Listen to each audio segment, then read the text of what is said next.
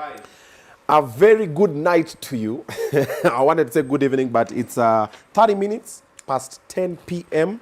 and we are coming live to you on Obinna Show live, airing on Obinna TV, live from Samaki on Othaya Road. We always say kwa sababu hapa tumekaribishwa, tunatitiwa vizuri, mankuli, vinywaji. Unaona tu venye vinywaji zaja sasa hapa mambo inapangwa vizuri nini. They know how to welcome and how to treat their guests. And then service pia iko top notch. Na mimi nataka chai hapo warm, very nice. Thank you very much. Sasa hii ni samaki na ukikuja hapa unajaribu seafood. Usikuja hapo useme sijui nataka matumbo. Hapa hakuna vitu kama hizo. Hapa ni seafood, so you'll help me with some sugar. Mimi napendanga vitu tamu. Ma sweet guy. I'm a sweet guy. I like some sweet things. Unajua sasa hii mambo imekuwa hivi. And then now the gentleman I'm bringing ni yule mwenye anakuanga chairman wa men's conference. Lakini sasa watu wanasema amechoma. Huyu ni kama tunaenda kumtoa kwa hiyo kiti. The next person mwenye most likely ni mimi atachukua. If you've never been a samaki kwanza hebu nikuonyeshe venye kunakaa.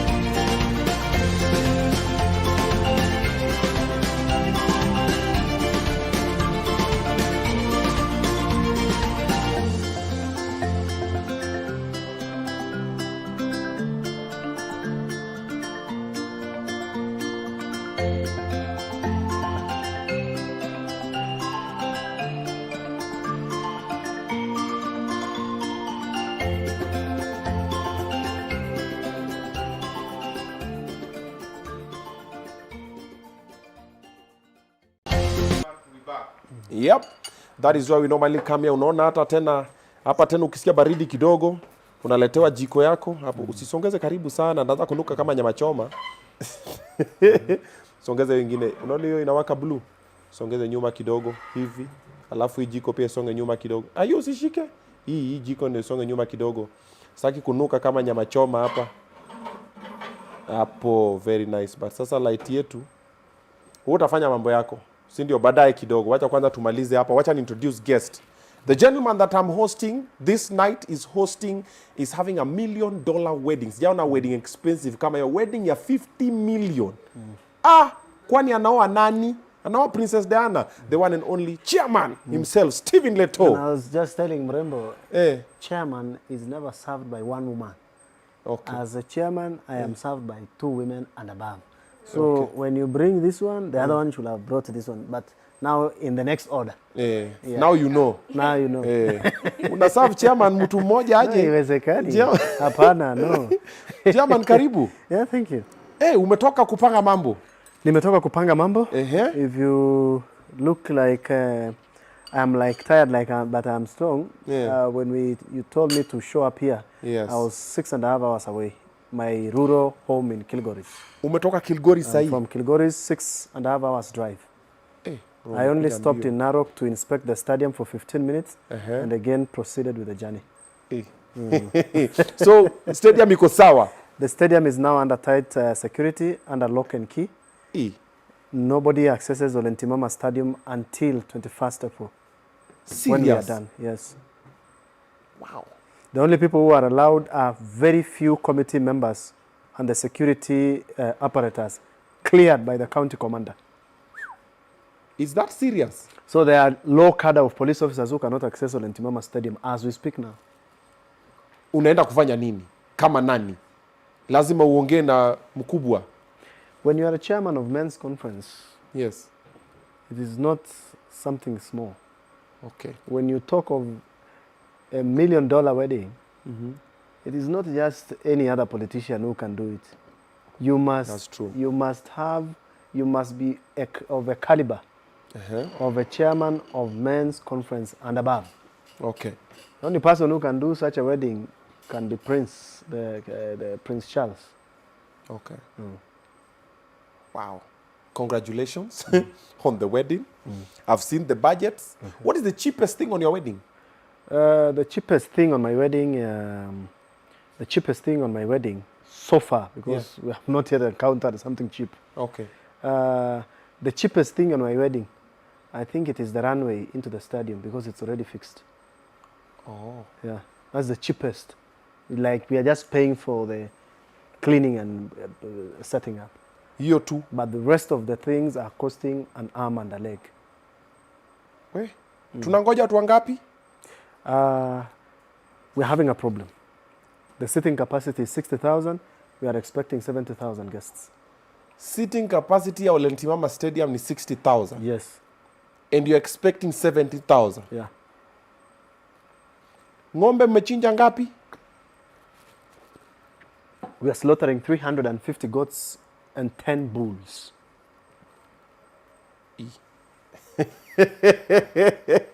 I didn't know it was that serious. Slaughtering starts 2 days before the event. What is happening 2 days before the event? Cooking ends on Saturday, 5 a.m. The ticket to enter the stadium is a plate of food. What do you mean a ticket to enter the place of food? Yani, no entry fee. No card to show so that you enter the stadium. Where in gear? It is a plate of nyama. Because that is the first thing you encounter at the gate. Kwa gate hivi unapatiwa sahani ya nyama? Yes. Kila mtu ama unakuja na group mnashikana watu 7-7? Kila mtu yake. Shika. Even when you come with your one wife, your two wives, kila mtu anapewa yake. Nyama. You can share something else with your wife and your co-wife, but not the food here chairman stadium.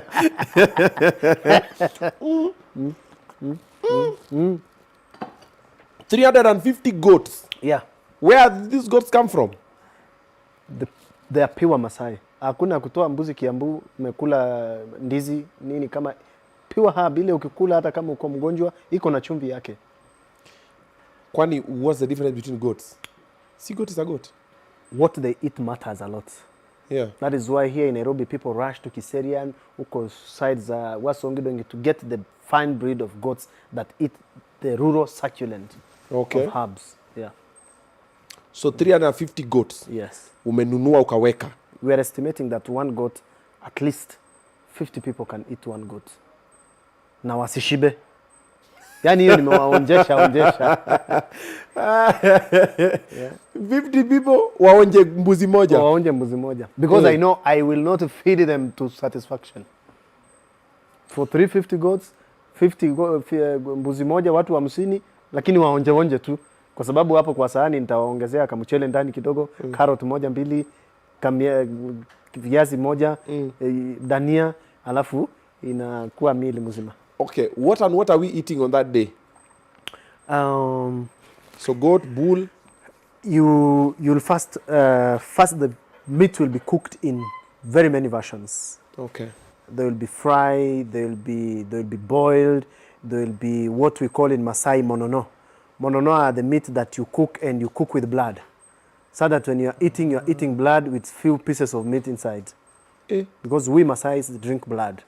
So on that day, other than the people who will drink raw blood, because raw blood will still be there, there are those ones who are fearing the raw blood. They want to eat blood, but they are fearing. So we are cooking the blood for them. So unaingia, you either take raw blood. Kwa sababu hii mbuzi yote 350 inachinjwa, unafikiria tunamwaga damu chini. Iende. That blood will be consumed. The blood for the 350 goats is cooked and drunk in the same no, sherehe? Some will be cooked and some will be drunk. Hivi? Yes, including the 10 bulls. 10? Letoo, surely, chairman. In Masais, there is no wastage. We value our livestock so much. Takula mpaka ngozi? Ngozi will be, sasa itatumika kama mattresses. There are women who go, sisi ya watu wetu before, they do not know about the hide and skin value addition thing. So when a goat or a cow is slaughtered, what happens, that ngozi is spread on the sun for a week. It dries, it is shaped very well, alafu inakuwa one of the mattresses. Okay. That's what we used to do when we were growing up. Kila mtu alikuwa na ngozi yake. Akimaliza ukikojolea, unajua unaenda unaanika nje, unarudisha. Letoo hujaandika ngozi. Exactly, that was what, because kila mtu alikuwa na ngozi yake. Na ukimaliza unakunja hivi kama chapati round, alafu unaweka kwa kona isimame. Okay. Yes. Drinking blood is not dangerous? It's the healthiest thing. Blood is iron. Iron is good for the development of the brain. That's why you see Maasais are very smart even when they have not gone to school. Learn science kidogo Obinna bwana. Wacha kukua tu kwa show live kila saa. Chukua encyclopedia moja mbili, angalia biology.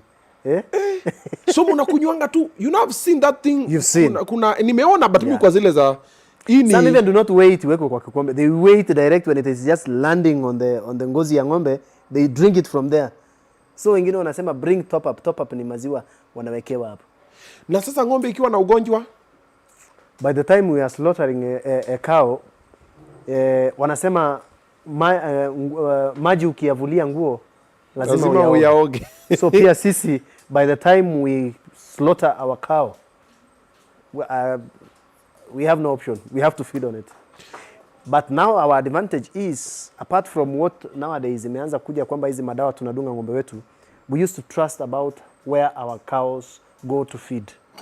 Because cows get infected na wanakuwa wagonjwa because of wanaanza kula hizi vitu za nakula mpaka juala. Hizi zinini juala nini. Ng'ombe za Nairobi zinakula. But huko sisi tunajua ng'ombe akitoka anaenda anakula nyasi yake safi, matawi yake safi na anarudi nyumbani kama ako clean. Ako sawa. Nimeona kuna hii yenye mnachukuanga damu mna mix na kanyama. Sasa hiyo ndio inaitwa monono. Monono.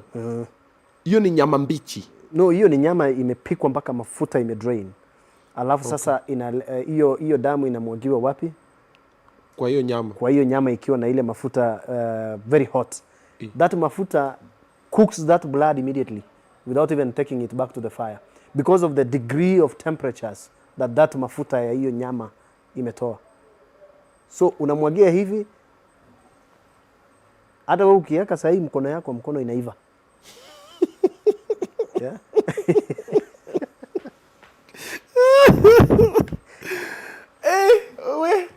Aya, niliona pia kuna Maasai wanakula raw meat. Yes.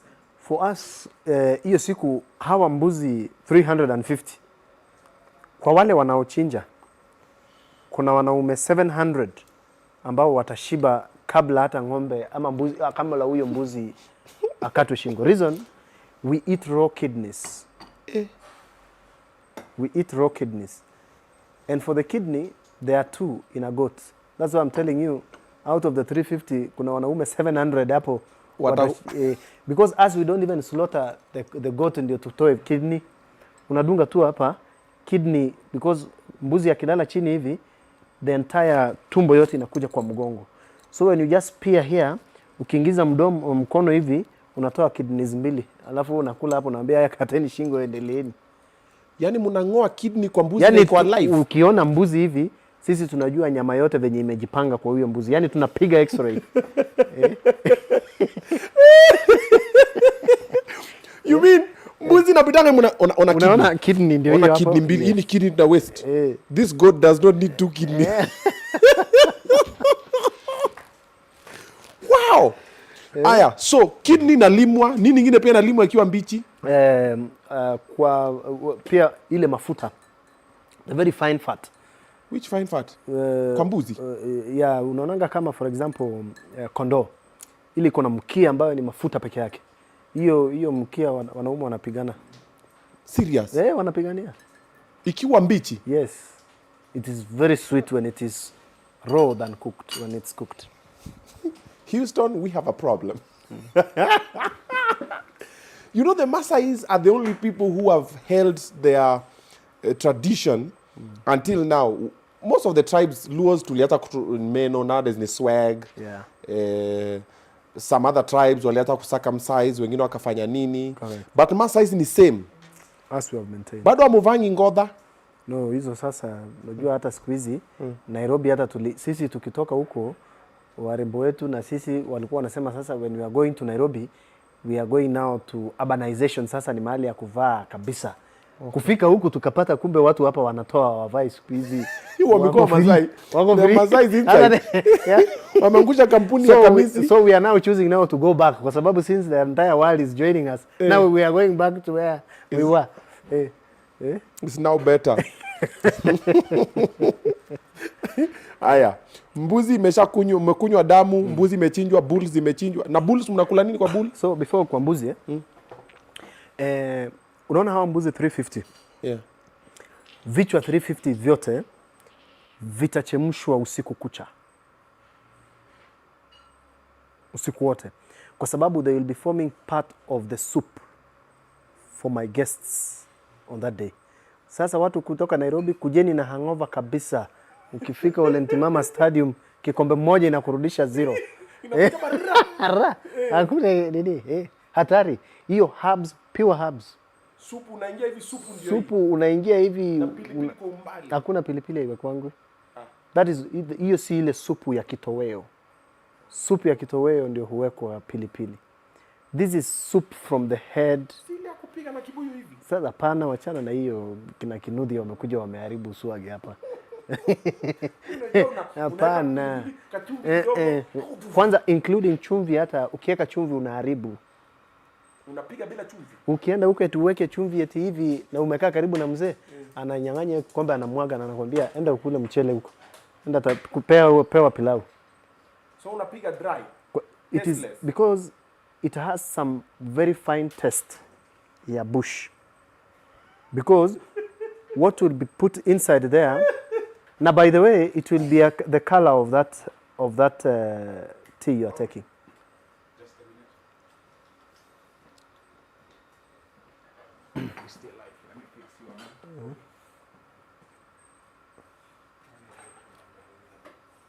My mic is low.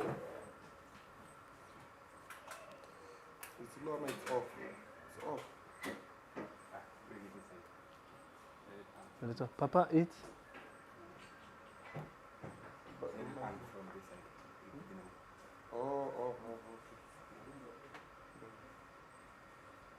Oh, nenda live, eh? Oh.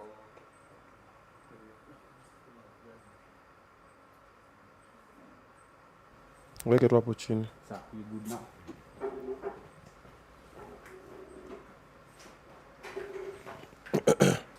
Haya, ndio hiyo imerudi.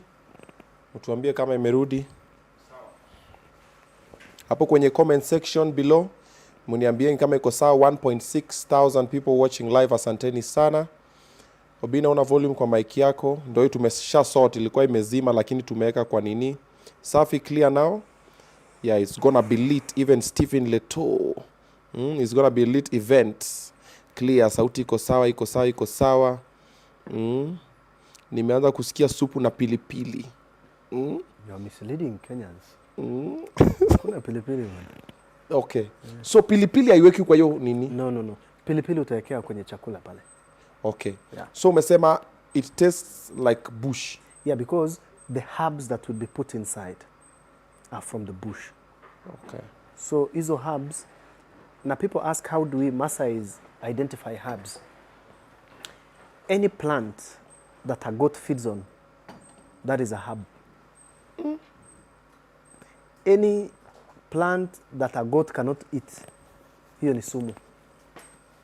So our forefathers used to follow the goats. Wakiona mbuzi inakula hii, wanajua hii ni dawa, wanatoa.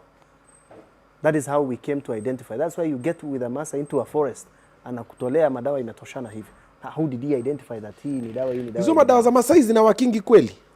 At least sisi tunajua inawaka. Hatujui sasa kama ni imani ndio inawaka ama inakuanga hii kibuyu hivi, anakuambia hii unatibu kama iko na shida ya magoti unapiga hii na tibu. Unajua kama iko na shida ya njaa na kunywa hii. Unajua pia wanasema uwezi piga tot moja ya yega alafu kawa sawa. So mtu asikudanganye tu ukikunywa kikombe moja nguvu inarudi. Hii inaongeza nguvu ya kiume. Kama mwanamke yako na complain, unajua napiga kibuyu. What people have never understood is the science behind the Maasai herbs. Okay. Maasai herbs are basically supposed to clean up your system. For unclog to the pipe. Yeah, they are just unclogging the pipe ile unakaa umechoka. So that is why ukikunywa kamoja alafu isifanye kazi alafu unaanza kusema madawa ya Wamasai inadanganya. Unafaa kukunywanga karibu lita 20 for 3 days. 20 liters. Yeah, for 3 days. You now have a perfect and a complete what? Ai bro. Overhaul ya body yako. Bro, sure. Unaenda huko unapata tu twins. Tutaki twins. Sasa kwanza hiyo ni muda na haranga bwana. Hiyo zo vibuga sasa hiyo ndio huku. Ile vitu ambavyo vinazuia wanaume pia kukua na nguvu ni hizo vitu wana nini mingi inakuwa kwa system, body na clog nini, hakuna pipes hazifunguki, vitu zimejaa chemicals ndani, so unakuwa weak. Hizi zikikufungua sasa unapata hata mifupa ya nyuma inaitwa nini? Spinal inakuwa sawa kabisa.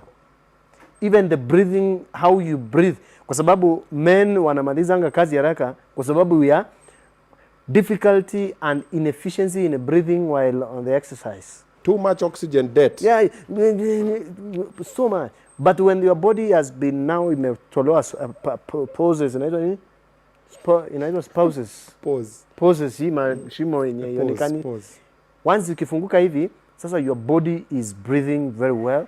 So even ni kama venye ukienda gym, ukibreathe vizuri ukiwa gym, unapiga tu gym yako polepole. Unapiga tu gym yako polepole bila wasiwasi. Mpaka hata gym instructor anauliza, wewe kwani chuma unainua sana? Uchoki? Kumbe ni hero. Unasema niongezee ni nyingine, lada nyingine, huko tu.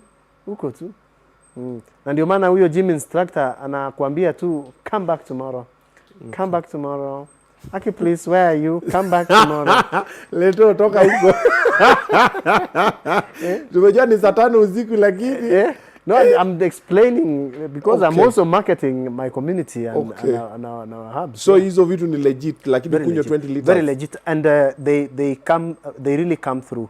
Even in terms of, that is why sisi akina mama wakizaa tunawapea hizo sana ndio warudishe nguvu, hizi nini zirejee, hizi mahali kama walifanyia operation, How come the same medicine treats 50 different? The same kibuyu. There is no 50 different there is no. Hii anatibu hii. Let nobody should ever lie to you about hii inatibu magonjwa 50. Hapana, it's just that the body healing system, the white blood cells are just in one portion. You are just making your body respond to medication of a disease faster.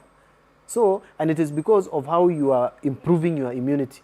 So basically, it is just immuno-based injection through hizo madawa. Alafu hizo zingine sasa unashukia yenyewe ile dawa ilifanya kazi. Okay. So, let's go back to the wedding, the celebration. Who are the cooks? Ni Masai? The people who are going to slaughter the goats, paka ng'ombe, wote ni wa Masai, right from Oloitoktok. Kuna mbuzi wanatoka hapa Kajiado. Wao wanakuja na wenye wanawachinja. So wanakuja wanawafikisha stadium on Thursday. By Friday ni kuwachinja tu. Wakimaliza tu kunywa chai asubuhi ni kunoa tu visu. Wao wanachinja, wakichinja wanasema nyama zetu tumemaliza, timu ya Kajiado sisi ndio hawa, mbavu zetu ziko hapa, mbuzi za kupiga nyama choma tunachinja 4 am. Okay. Because we want fresh nyama choma. Hatutaki tuchinje mbuzi jioni alafu nyama kesho. Mbuzi wa nyama choma ambao watakuwa about 110. Hawa mbuzi wote wanachinjwa 4 am. 110 goats for nyama choma only. Matumbo inaenda huko kwa mchele. Hamuta tengeneza nini mutura? Mutura kwa Wamasai, mutura it's not part of the menu. Hiyo tuachie wa Kikuyu. Hiyo achieni Kennedy nao. Kenocha mbona mnatupa? Hiyo yote sasa sisi itakuwa upande ule wa kitoweo. Aya, bulls. Nini natoka ndani ya bulls? Bulls sasa would be the special part because mbavu. Unajua mbavu ya hiyo bull ni kutoka hapa mpaka ile mwisho ya ile nini. Hiyo ni moja ya side moja. Mbavu moja hiyo. Sasa ziko mbili. Hapana, 7. What do you mean 7? Kwani uko na nini ngapi?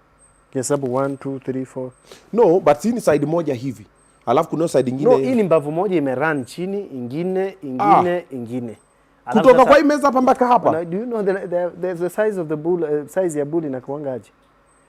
Wewe unajua ukipewa mbavu moja ya bull huwezi maliza. It's more than 2 kgs. So there are 7. Yeah, kwa sababu 7 inside, 7 inside. So that's 14 ribs. Yes. In one bull. Yes. Okay. So how of times 10? So we are talking about 140 ribs. Times 2 kg. So the ribs is very special for Maasais, particularly for wazees. Okay. Sasa hao ndio watakuwa wanapewa wale wageni wakule nyama choma, ribs choma. Okay. Because we have set up a restaurant inside the stadium for the VVIPs. Inside that restaurant, there will be a section where it is like a bush. Yani unaingia tu unapata ni meza ionekani ni matawi tu ya kichaka. Na nyama ziko juu yake, choma. So there are those ones who will come and eat that na washibe waseme michele mimi sitaki, anaenda kwa jukwaa. Kisha tuko pia na lita 300 ya maziwa mala ambayo itakuwa imepakejiwa in calabashes. Ile traditional. Hiyo tu hapo kwa VIP mnakuwa tu mnamwagia, hakuna kukunywa maji eti umesikia kiu. Ni hiyo unawekewa. Ni mala. Murzik. Ile yenye iko na paka imetengenezwa ile calabash imeundwa vizuri na ile special way. Ile ukikunywa unaona vitu ya black. And we will not be serving with cups. We will serve with the glasses so that you see clear how it looks inside. Huyu Masai Mjaluo. Okay. So it's being served with glasses. There is this one. Bulu menembea tu rib. Mbona bulu hujanembea vitu zingine? Wapo wanasema ati mnapitanga na private parts za bulu. Sasa another thing.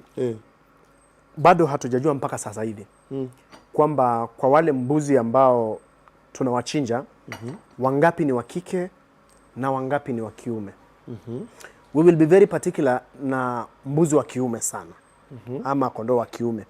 Kwa sababu another special part ambayo itakuwa inasaviwa pale ni balls.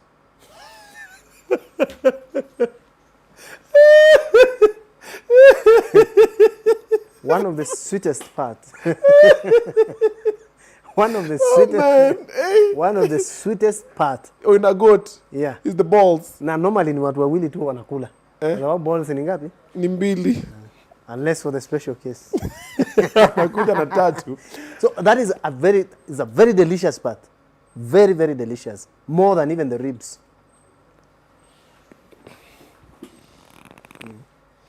Yeah.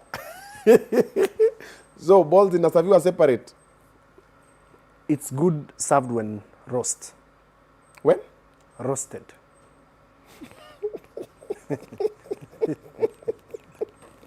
And I think I should keep 2 for you. I know staki. Kairetu kama mwanza kuandika hizo vitu naandika hapo. I think I should keep 2 for you. Mr. And I think I should make it exclusive for men only, because if women start knowing the sweetness of this, they might go for a one. They might go for hours. Baba Liz Noel anasema amejua. Amejua tamu ya hizo nini. Yeah, they're very delicious. Very delicious. Aya. So na zile za bulls equally so. Hizo pia, but they're just bigger. You know the sweetest part of it is the scrotum.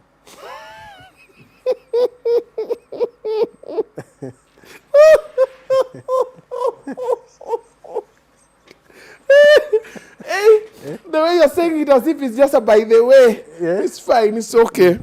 Guys, me will judge me all you want. But ati Obinna anaangalia bots zake. Zisikuliwa ile ndivyo. Wait a minute. Zangu bado ziko hapa. Ai. No. Na ile kitu nakuanga hapa juu kwa bull. Nundu. We hardly slaughter yenye iko nayo because there are very special occasions. Okay. Because hiyo nundu it means that is the father of the herd. You get? That is the father of the herd. Okay. So yeye ndiye anapanda ng'ombe kuweka mbegu. Yeye ndiye ana so that nundu actually has a purpose. It shows that authority. This is the authority. The chairman. Huyo ndio chairman sasa wa ng'ombe. Ukienda hivi upate ng'ombe iko hivi bila chairman inakaa nini? Okay. So lazima wakuwe na chairman mwenye ako na nundu. Kuna nundu. Aya. Pombe? You know, Lentimama Stadium, we've done a very perfect flow. Okay. Whereby we have set up a private bar and lounge for the VVIP card only lounge. Okay. But now we have set an after party in a separate ground. Okay. Called TM grounds. That is where sasa after umeshiba na balls, nundu, kila kitu, unaenda sasa ku dilute sasa wapi? Uko kwingine. Kule kwingine. Okay. Manake we do not want a situation where Olentimama Stadium becomes more chaotic than we already anticipate. Okay. Yes. Okay. Yeah. So sherehe inaanza what time? Gates open at 7 a.m. That's when food will be ready for serving. What unakula from 7 a.m.? Yes. Asubuhi? Yes. Just like the way you 7 take a.m. breakfast. 7 p.m.? 7 a.m. Saturday morning. Unakula nini 7 a.m.? The food that has been cooked overnight. Right from the soup, the rice, the meat, the choma, the maziwa, everything will be set by 7 a.m.? Yes. So watu wanaingia kama wanakula?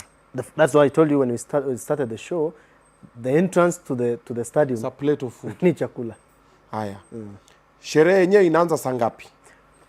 Sherehe huanza gates zikifunguliwa manake entertainment now will have started at 5. Okay. Yes. Who are the guests who are coming through? High-end guests, VVIP. VVIP guests, we have already confirmed several guests. Okay. One of the guests will be the family of the late Tanzanian President John Nguyai Lowassa, who passed on last month. Okay. He was a Maasai who held the senior-most position in the entire Maasai generation. Edward Nguyai Lowassa the late. From Tanzania? From Tanzania. Okay. He ran against Magufuli. Okay. He lost by a very small margin. Okay. He was the party leader for the Chadema party. Okay. He was the prime minister of the Jamhuri ya Muungano wa Tanzania. So his family will be coming to the event. But now locally, other than of course my guests who are coming from Ontario, Canada, and the United States, locally we will be having senior politicians who will be gracing. The other day you saw Raila Odinga saying that he has received an invite, he will be coming. I've also invited the President of the Republic of Kenya, my friend William Samoei Ruto. I've invited him, should his schedule allow. We'll be very happy if he joins us. We've also invited several governors. Several of them have already confirmed. We've invited cabinet ministers. Several of them have already confirmed, including Public Service Cabinet Secretary Moses Kuria. We are having also several governors who will be coming. The governor for the county of Nakuru, Susan Kihika, Her Excellency, the governor for Homa Bay, Gladys Wanga, the Excellency Governor for Narok will be hosting his fellow governor, Patrick Olentutu. Okay. Will also, of course, be with us for the day, and several others. I cannot count all the guests that will be receiving, but I hope the cake will be enough. We've done a 70 kg of cake. I love the way you're saying it casually. We've done 70 kg of cake. 70 kg? Yes. You ni pesa ngapi? It's costing 477,000. That's one of the cheapest things in my wedding. 477,000 is the cheapest things in the wedding? Yeah. The others are crazy. I will not want to do another wedding again like this. Wengine tu nitakuwa napita nao kwa barabara. How much is the ring? The one I've been told to, I've asked for more options because the other option was not coming through. Yeah. What happened? Because they are saying one is 350,000. So, and you know, when you're told one ring is 350, you know it has to be two. Oh. And yeah. So ni pro box anataka kuvaa kwa kidole. Imagine. Okay. Aya. Entertainment. Who are the performers? Your MC, tell us. No, me I'm the MC. Yeah, I know myself and MC Jaffe. That part I know. Au wengine wa nini? Ndio sio event. Sasa mimi nikaanza kwambia watu Obinna nyamaza. For entertainment, we are going fully traditional. Okay. We will really go big in our Maasai traditional music. Okay. We will go so big on our local musicians, trying to bring all the artists on board. But because Letoo and being the chairman of the men's conference, I have members across the Republic. We are also going to have some of the artists are coming from Baringo. Yeah. We are also going to have Tarab women from Malindi. Wale wa kunengua viuno. Chemusha mambo. Ya lazima Wamasai waambiwe mambo inapangwa. Si lazima unafunga tu mama na mashuka mashanga kila. Kuna pia mtindo mwingine. Let me ask you by this thing for Masai kudunga mkuki kwa mlango, is it true? Yeah, it is true. Ati ukipata amedunga mkuki kwa mlango yako uingi huko? Yeah, it is true. It is true. So mtu anaingia tu kwa keja yako hivi anadunga tu mkuki kwa mlango? Imagine. It's still happening. Yeah, it still happens. But nowadays we have made that to happen in a particular setup of. Wewe utadunga wapi mkuki kwa White House yangu? Have you seen my White House? Utadunga wapi mkuki na iko na cameras all around nini? Utadunga wapi mkuki? Utabita kwa gate wapi? Na security iko tight. Yeah, security is tight. Okay. So we have made it now to be when we retreat to our annual manyatas zile za ceremonial grounds where we know hii nyumba ni ya so and so ile ya matope.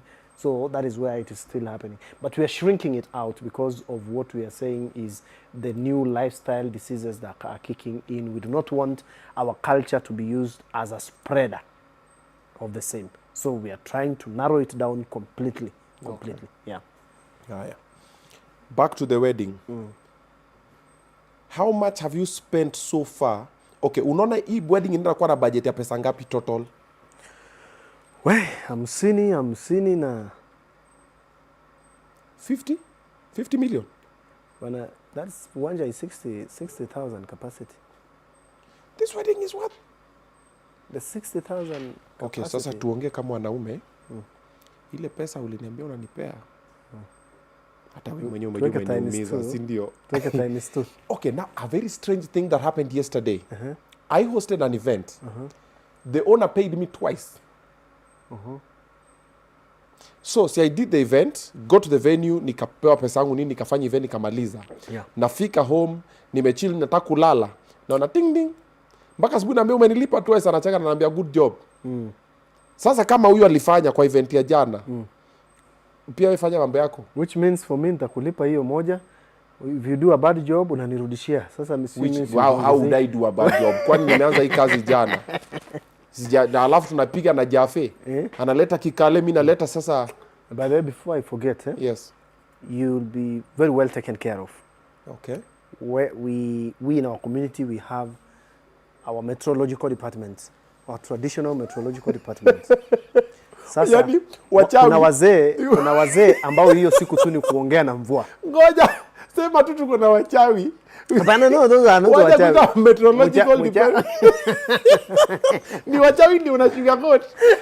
We have our traditional meteorological sema tu wachawi wa kupigana na vita. We have kupigana na mvua. Please, let us be very clear. Aya. Meteorological. We have our traditional meteorological department. Tuko na wazee ambao hiyo siku kazi yao ni kusimamisha mvua. Kuongea na mvua. So ukiona unakuja kuambiwa tumepewa 2 hours. Ujue hiyo 2 hours mawingu yametanda lakini haitaki kuanguka. Wameishikilia. Na kuna wakati unashikilia mpaka mikono inachoka. Okay, wanawachilia. Wanasema huyu Mnigeria huyu kwenda kabisa. Wacha ujechewe. So other than listening to us, you must also listen to the elders, to the other wale ambao wanaongea na to the meteorological department, to waganga, meteorological department. Okay, wahenga. Okay. Sasa mimi utanipata tu brief, tutamaliza, tulishakuwa na brief ya kwanza. We just have the next brief of what time we end what, because I remember there's the after party. Yes. Na tunaenda. Yes. After party is 3 kilometers apart, so you can even walk. I walk 3 kilometers. I've walked my whole childhood. Why would I walk now? 3 kilometers, my son, Leia, no. Do I look like a Maasai to you? Huh? Do I look like a Maasai?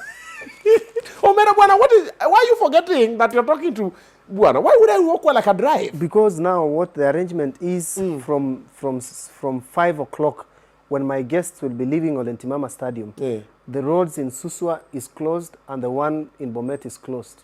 So there will be no traffic. So what wanatembea? No, you can walk. That it is free unatembea katikati ya barabara. Landing bay iko wapi ya machopa? There's a special touchdown that we've placed at the stadium. Okay. Whereby it will be only dropping guests and going for the parking bay. Okay. Except for the VVIPs, very important guests like the president, the AU chairman, and is that level of caliber. Okay. The rest of you with your small choppers of 8 packs, unaangushwa hapo stadium, gari yako ndege inaonyesha mahali inaenda kupark. Okay. Yes. Niliona mulienda ground checking na mabasi, mama 3. What was that about? You know, here in Nairobi, there is something called Letoo family that is run by comrades. So comrades from all the universities, they come together, they do something called Letoo family. So that day they decided, like Letoo is saying, is going by chopper to do the ground surveillance. Hata sisi tuko ground tuko na chopper yetu. In any case tulikuwa tumepanga tuende Kajiado kukula nyama na matri yetu, waje tupange tuende wapi? Narok. So that's how they came, and then we had a lot of also planning there. That is where we arrived at a decision to tell all motorists who uses Nairobi, Bomet, Kisii route through Narok, not even to think about using the Narok road. Use Nakuru, Kericho, access your destination. If you're coming from Homa Bay, Kisii, Bomet, towards Nairobi, my brother, my driver, Kitakuramba, don't waste your time. Just fika Kaplong, Peter Pale, because you will be forced to be part of the event that you had not planned to be. Utalazimisha kukula nyama, kukula balls. Na upiti hapo kwa sababu hapo jam itakuwa nini? The limousines that we will be using peke yake hata kunaambiwa hata kuna yenye inaweza shindwa kuturn hapo, so itapark tu across barabara ikingojea function iishe. All those we have informed the security apparatus. We've informed all the necessary cadres of security. Okay. So event inafunga yo barabara yote. Event inaanza asubuhi mpaka jioni. Yes. Watu watafute alternative routes. We have told the Rift Valley regional head wa traffic kwamba to expect heavy traffic along the Nakuru Kericho highway because all vehicles will be diverted to this side. Okay. Yeah. Other choppers will be forced to land on the road next to the stadium because hakuna nafasi ingine yao kuland. Imejaa. Mambo iko full. Aya. Watu wamekuja, watu wamefanya sherehe, wakishamaliza because not everybody is going for the after party. Yes. So waende wapi? Everybody goes back to their respective homes. Wakalad kubeba nyama nini? Kama watakuwa wamebakisha, the plan we are having a very tailored way of feeding that we intend that any food surplus, uncooked food surplus that we will be having, we are identifying children homes that we are going to donate to. That is why all our service providers in terms of catering, they have instruction to do a staggered cooking, whereby we don't cook food for 100,000 people and 50,000 people show up. We will be cooking on staggered basis. What we intend is so that when we have raw food that remains, we are going to take it to children's homes. We're having our friends who are donating to us food. Some are donating rice from Mwea. Some are donating 300 sticks of bananas from Taita Taveta. All those we will not finish the same day in the stadium. You see? So some of the food surplus that will be uncooked, we are going to distribute them to children's home who need them most. That will be just within Narok town. So that is another exercise that we intend to do on Sunday. After the event on Saturday. Yes. People are asking, wakuje tu, you don't need to have an invite, you just show up. It's a public wedding. It's a public wedding. It's a public wedding means Kila mtu anakuja hata siku hiyo kuna watu watasema mimi leo chapati madondo sikuli, anapack nduthi yake hapo kwa stage anakimbia anakula rice balls hapo supu nini na anarudi kazini. That is why what we've budgeted is food for more people than the people who we expect to be seated throughout the entire day. We expect at least to have a lot of people seated, but we expect even more to just come in and eat and go. Around. Yes. Mwana kula tu lunch anaendelea na shughuli yake. Yes. Because kuna mwenye atafunga duka yake, arudi. The only thing that will suffer will be hotels in Narok on that day. By the way, I want to say the same. Kwanza ile za zile manini zinapitanga. Watu watakula hizo nyama, watakuwa nakula hapo wakiendelea. Because we are also telling, but now since they will not be using that route, I had told some of those drivers that badala abiria ambao watakuwa wanapitia hiyo barabara waende walipe 200 shillings ya chakula, wapitie hapo wachukue, they will be having special packed zile take away ile ya ma Nissans kama zinapita hivi, ile wewe haukai, Nissan tu inakuja kama ina drive through, there will be all marshals to take care of that. Nissan ni 14 people or 11 people. Bro. So unaweka tu nyama mbili ndani, chapati ndani, kanini na kamaji na inafungwa, alafu zinapewa kwa hiyo gari. So they just eat on the road as they go, wakisema asante chairman. Bro, I feel kama umeoverdo hii kitu. It is good to overdo because I never want my burial to be bigger than my wedding. Oh, there is something where friends wanachanga mamilioni ya pesa wakuzike vizuri kwa sababu mlikuwa mnakujwa na wao, mnafurahia na wao. Sasa this is the time nataka mimi wewe utakinisaidia, I want to see you. Okay. Not to come and do a very big we are doing Stephen Letoo's burial at Olentimama Stadium. Casket is costing 1 million, 1.5 million. Mimi nataka ile yenye naona Obinna ndio huyu amekuja amenisupport when I am seeing you. Okay. Yeah. And that is what I encourage all our friends. Let us support each other when we are alive. When we can see, when I can meet you in Samakis and say, thank you for coming through for me. Okay. Sasa wewe, ukingoja nikufe ndio ukuje unichangie munizike in a good send off, nani atakwambia asante? There's nobody actually. There's nobody. So it is good when we go big, when we can say it. Okay. Then allow other people to go big on your behalf when they are. Yeah. So that's my policy. All right. We have 2.6 thousand people watching this live stream live. Why don't you just like the live stream? Because unaona kwa hat kako hapo, just like it at least pia ipande. And then also if you have not subscribed, kindly do so. Enjoy the good vibes, you're enjoying the platform. We just hit 300,000 subscribers. The only favor we're asking you to do is to subscribe, okay? And like we always do on this show, inafika point tuna subscribe kwa pamoja.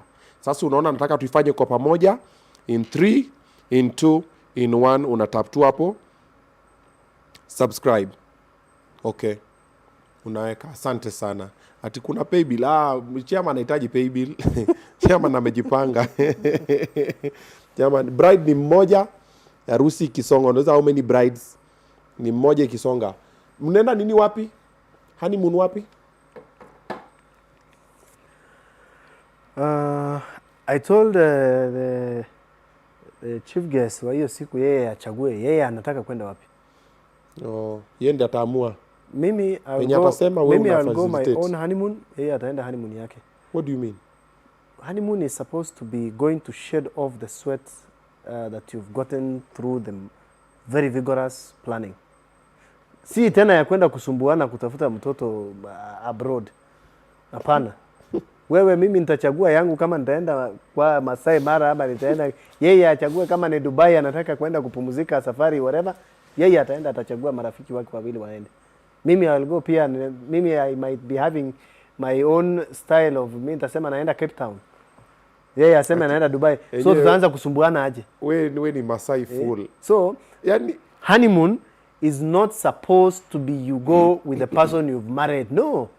It is supposed to be you who have married and you who have been married to go and rest in your own way of resting.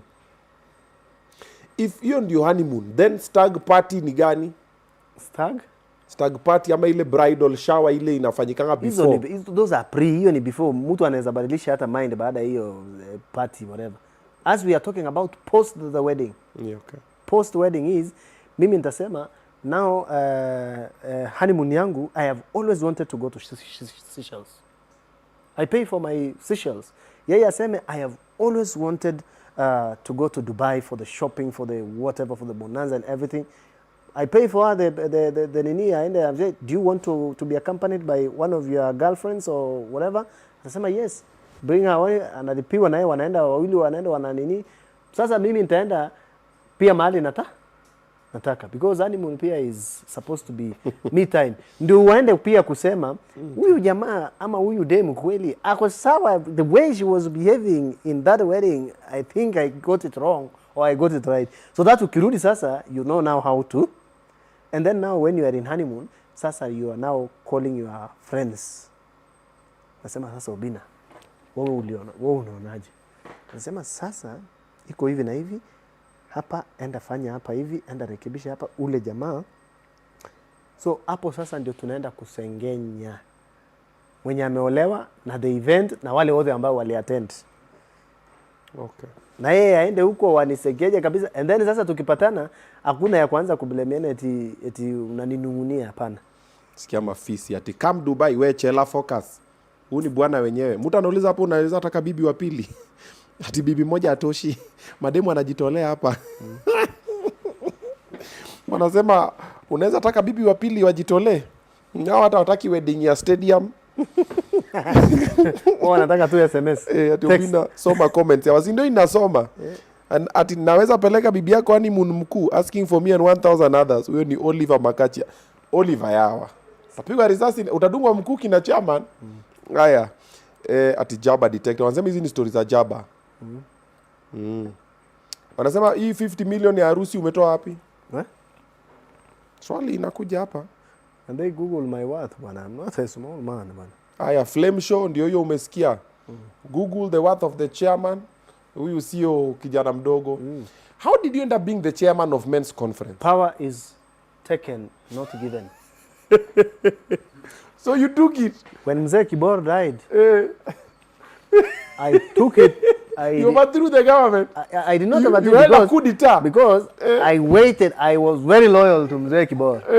And when Mzee Kibor died like this, immediately I mourned him. I declared myself as the chairman of the men's conference. Oh, you declared yourself? Yeah. Power is not given, it is grabbed. But the chairman of men's conference, it is grabbed. Like, when did we vote? Because I was thinking I'm chairman. With 20,000 others. Ukachukua mpaka tukafall in line tuko tu zile haya ni sawa. It's fine. So you took it. Yeah. And made it more serious than it was. But sasa hiyo wanasema ukishaoa sasa kidogo wewe umesha betray nini? People should know that men's conference is a very big organization that has including men who do not even want to marry at all. Okay. So men's conference, everybody who is a man and above 18 years of age is an automatic member. That is why we don't ask for registration. That is why the president is our member. He was asking me, Naivasha, the other day, men's conference iliendaje? I told him ilienda vizuri, but you missed. Yeah? So, everybody is a member of the men's conference because as in men's conference, other than telling the men to be their own selves, we are really pushing for the welfare of the boy child from down there. Because for women, the reason why we are really pushing the agenda of the men's conference is because we want better men for you. We do not want a situation. That is why our first agenda was mental health care amongst men. The other one, men and safety on the roads and all that. We are running very good things for the men. People always thinking that men's conference is an initiative to jeopardize girl child. It is not at all. It's actually an opportunity to tell a man that, look, a girl with the same level of stress does not go and throw herself from the rooftop. But you with the same level of stress, unakimbia unajirusha huko, unakimbia unaua bibi yako na watoto unachoma nyumba, them they don't do that. Because they know how to stress free themselves.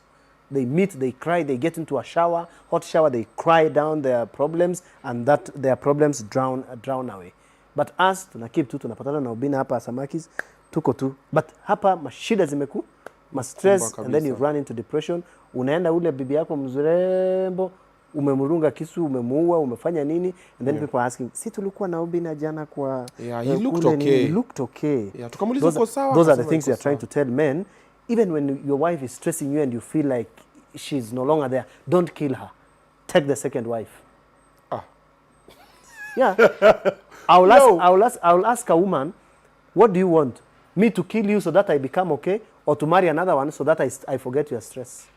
So we are trying to look for better ways of therapying men out of their depression that leads to destruction of young families. And that thing is happening in young generations.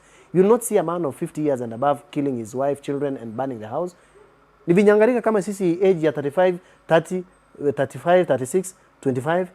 Those are sisi ndio tunafanya hivyo. But those men who are older, they do not do that. That is why we are facing a very serious challenge if we do not go the direction of telling a man his options of treating his depression. Okay. So that is what men's conference is about. That is what men's conference is. Issue of polygamy, it is the smallest percentage of men's conference. It is the smallest pillar. Because other than polygamy, the rest of the men, there are even men who say, I even do not want to marry a single woman. I just want to make a woman pregnant and take care of the baby forever. So how do you describe that one? Do you believe men are naturally polygamous? You see, polygamy is African nature. And a woman, and polygamy is where the African agenda was set. Okay. Whereby a woman is submissive to the man. And where families grow together happily. I come from a polygamous family. We never, including today, when I was leaving home, I was saying goodbye to my two mothers. So happily. When we were taking tea in the morning, we were in the same kitchen. With two mothers? Yes. Each one telling me, ule mtoto wangu mwenye ako nini shule, anataka pocket money, anataka hii. This one telling me, you know, ule alikuwa amepima nguo ya harusi baada hajalipiwa. Are you getting the point? So, us who grew in polygamy really value polygamy because some of us will not be here without polygamy. Okay. Yeah. So you think it's an okay thing as to marry more than one wife? We think, the reason why we are running into a lot of problems with the boy child nowadays of funny killings, funny depression things, it is because we've been forced to deviate from the issue where we are told, Sasa, you must only have one wife. So you go and have that one wife, and then you inafika mahali kumbe wewe ulijichagulia mtu ya murembo bila kujua tabi. Sasa wewe umekuwa sasa hostage wa hiyo marriage. So hiyo hostage inakushika mpaka unaona hili ni uwe huyu kabisa nitokee. We cover a lot of news, very sad, painful kabisa news that we cover in the newsrooms. Just because you find somebody is getting into a situation where ameua in a gruesomely his very handsome son, very beautiful daughter and a very beautiful wife. Na pia yeye akachoma ile nyumba yenye walikuwa nayo na yeye akajinyonga. So there is no even somebody to accuse. Hakuna hata mtu mwenye amebaki kulalamika, hakuna mtu mwenye amebaki kushtakiwa, hamna. Yani the entire family has been wiped out. That is why we are so big in ensuring that can we go back to our roots then? If polygamy is a solution to all these problems where we are saying, now you can marry as many as you want, as long as you can take care, as long as you do not kill somebody because kama huyu anakuletea stress, wachana naye kwanza miezi 3, ende ya huyu, enda kwa number 2 ama number 3 where there is peace. And you know, you marry one woman, she fights you. You marry 2 women, they fight for you. They don't fight each other? They fight for you because everyone wants your attention. You marry 3 women? They all fight for you because each one wants your attention. So you prefer women fighting for you? Yes, than a woman fighting me. Because ameona message ya mwingine, who is this babe? Who is this calling you honey? It was good yesterday. What was that good yesterday? And maybe it is Obinna Show. Oh, wow. Do you believe in this theory for having access to each other's phones? Can your wife touch your phone? Why? No. We must define what is a phone. Okay. A phone is somebody's private gadget. Means of cheating. Of communication. So for me, I don't believe a situation where let me see your messages that you received today. If you don't trust me, then don't. Well, just like that. Yes. If you don't trust me, don't. Because we cannot be competing about phones. Unaangalia message yangu, unaangalia nani alinita. If you don't trust me, don't.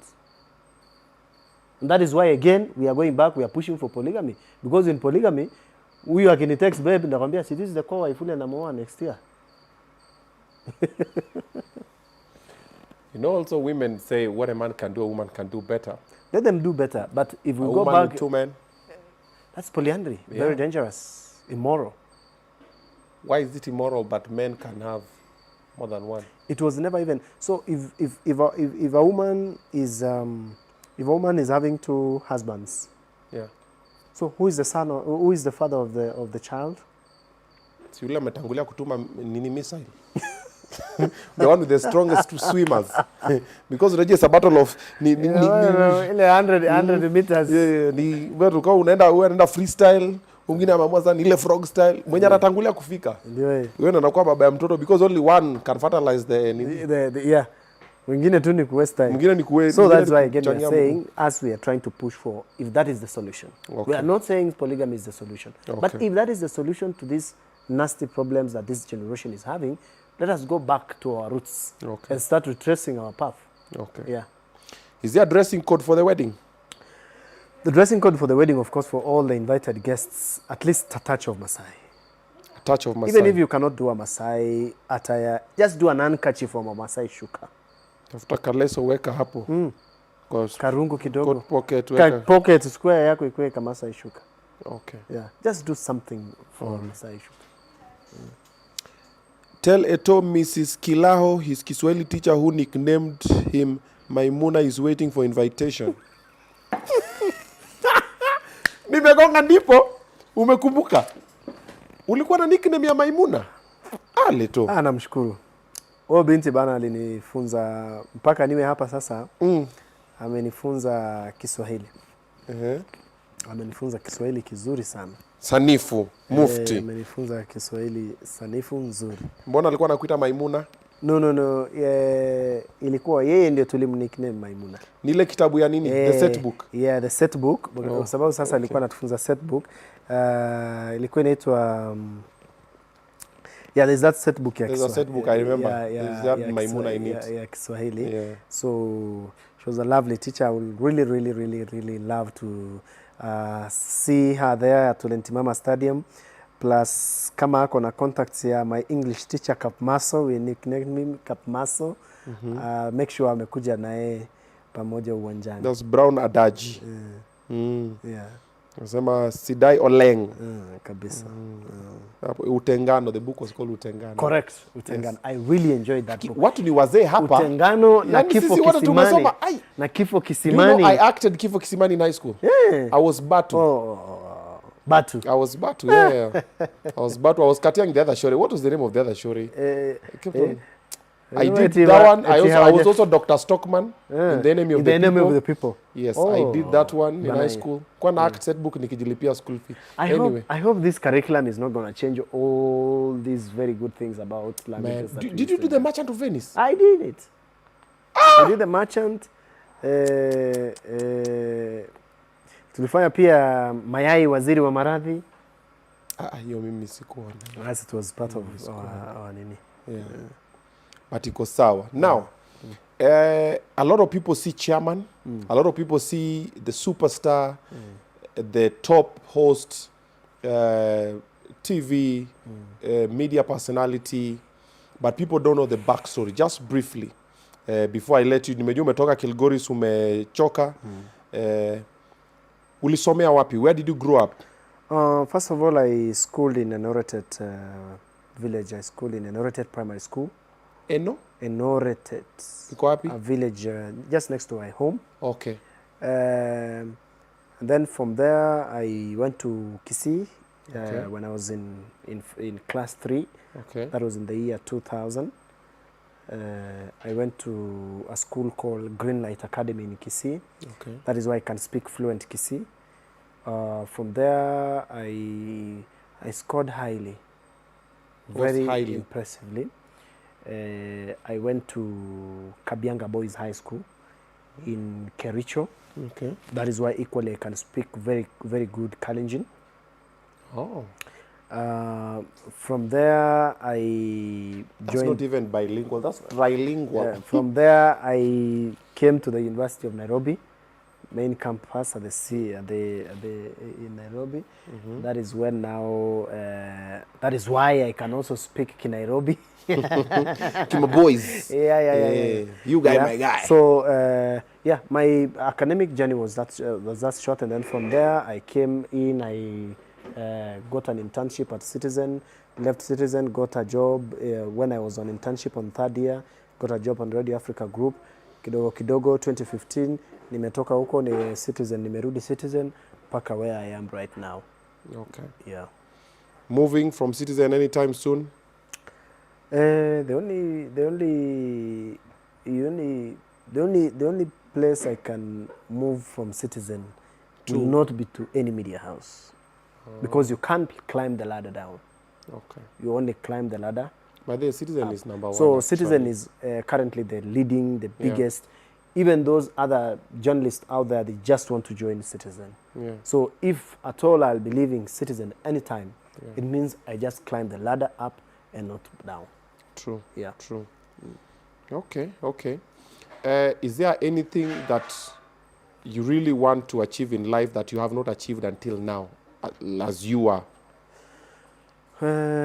My dream in life is to stop driving and just fly. Huh? Yeah, I don't want to. I mean, how can you call me to a show and I drive for 6 hours now? Oh. It is. I should have just touched down on 25. Yes. So that's one of my life dreams. Like, will it Africa one day? Yes. I am not talking of my driver. I'm talking my pilot. My pilot. Yeah. Okay. That's one of the biggest dreams that I have. Okay. Mtu hapa anasema super oleng olalashelai mekita mayani enkai. Anasema my brother, God bless you very much. Okay. Wewe. Okay, hiyo kidogo imenilemea. Ati how old is Letoo? Komali kwa mathati hapo. Have you read 8 Blossoms of the Savannah? No, I didn't. Have you? No, I haven't. No, we have not. But the river between me nilisoma. Yeah, the river between is the same. The river between, yeah, we did the river between. Okay. Comrades wanauliza wanafika aje kwa harusi? Comrades wataanza kutembea Monday.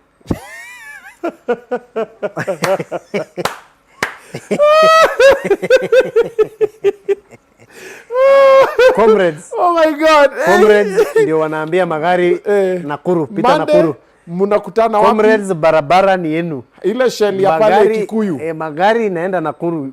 Comrades, barabara ni yenu katikati. Chagueni venye mtafika. Kwa lami juu. Okay. Yes. But all the same, that one, tomorrow we are having a meeting with some few comrades to plan all those things. And to see what's possible. Yeah, what's possible. Because we can also possibilize everything. We can only make it possible some few things. Okay. Aya. Advice kwa vijana, that is Nelson N. And also I wanted to ask you, there are some people who also want to be like you. They want to achieve what you've achieved in a very short time. Yes. You look pretty young for a guy to hold a wedding worth 50 million. So guys asking, ni God ama siri ni nini? Advice ya vijana. Okay, for me, the thing is, be ambitious. Very ambitious. Yani, mimi ni mtu naweza amka leo niseme nafanya sherehe kubwa kesho na hata sina bob. Watu wananiambia, wewe si upostpone hii kitu? Unaambia hapana, kama mind yangu imesha set up inafanya, mimi hakuna inafanyika. Yes, lazima ifanyike. So mimi am an ambitious person who be a go-getter. Be a go-getter. If you want something, use all possible means to get it. Alafu be insistive. Hata kwa members wangu, I tell them, don't text a woman once and leave it at that when you don't get a reply. Text very many times. That's on the street, that is called simping. So, you know, siku kwa street naitisha mara moja. So, Mianiaja anasema no. So, maybe I was telling guys, when you're taking to a woman on a date, you don't do 2 dates. Huh? Yeah. Ukimpeleka Java alafu akatae kuingia box, usianze kusema eti wacha ni kama akupenda hii Java, wacha nibadilishie at cafe kama ataingia box huko. Ukimpeleka once akaeka hivi, like CJs. Weka kando, songa mbele. Okay. Ingia next list. Next in line. Next in line. But sio umesema insist na messages 50. Unajua sasa message, unajua pia kuna kuita mtu kwenye meza. Unamuita kwenye meza. Sasa hiyo meza ndio hatutaki ku waste time. Akishafika kwa meza ni aje? Tumeongea muda yote miezi 3 miezi 4 alafu unasema we have just met. So what have we been doing? But we have just met. We have just met na tumekuwa tukiongea miezi 3 nikibembeleza tupatane. Miezi 3. But dem gani wa Nairobi utambembeleza mpatane kama unajua kuna chakula? Unajua sasa inategemea. Labda nyinyi wa Masai ukimuita kwa mustuni. Ambia let's do lunch tomorrow. Nakwambia tomorrow niko busy lakini lunch kidogo lakini supper free food. Like but that one agree with you the part for you ask akisema no tembea no means no. Asiseme no lakini bado unajua badilishia menu. And also ladies also if you want to say no say no. See maybe sema no ndio mambo ni mengi. Mko wengi. Tusumbuane tusonge. Unafanya niko can we see tomorrow? Because a lot of men now will have want to do an olentimama kind of. Yes. But they are drowning in no, yes, no, maybe, yes. Maybe. They are still wako bado hapo. Decide uko nje uko ndani. Mimi hata nashukuru huyu yangu alisema tu yes pap haraka. Olentimama. Ulimpata wapi? Where did you meet her? The first time you saw her? Alikuwa kwa lineup ya my sister in May. Kwa lineup? Yeah, my sister in May. Your wedding? Yeah. May? Yeah. Last year. Na wewe kweni guest. Wewe ulikuwa guest kwa hiyo? Mimi ndio nilipeana msichana. Na ukaangalia ukasema this one will make a good wife. Akiwe ni Masai. I love the confidence. So next this year May ndio tutakuwa tuna mark first anniversary since tujuane. So ulimwambia hapo kwa lineup? Niliona, nikauliza yule ni wa boma gani? Kaambiwa, nikasema huyu venye anakaa ako na heshima, ako na sura mzuri, she looks wife material. Tafutieni kwao na tafutieni namba yake, niongee naye. Ukaenda kwao? Yeah.